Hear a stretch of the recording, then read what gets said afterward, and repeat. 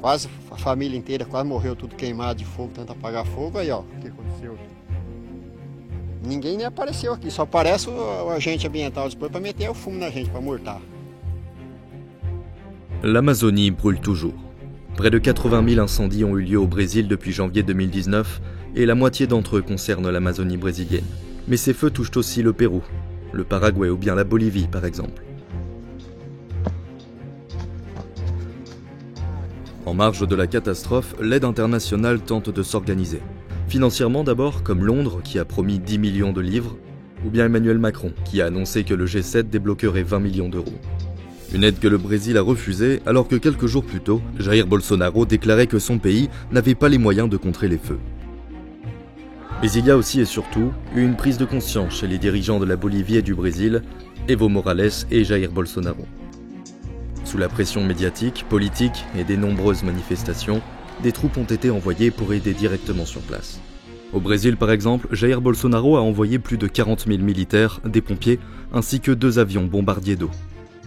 Mais sur place, la situation reste compliquée à gérer, même pour les secours.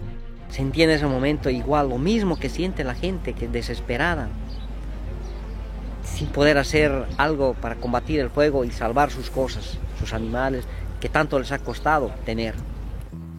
Car même si une grande partie des feux étaient probablement volontaires pour nettoyer, entretenir des terres ou défricher, certains sont devenus incontrôlables. Plus loin dans les terres, les agriculteurs n'ont souvent rien pu faire. Era difícil salir, quedamos yo y mi familia cerrados por el fuego aquí,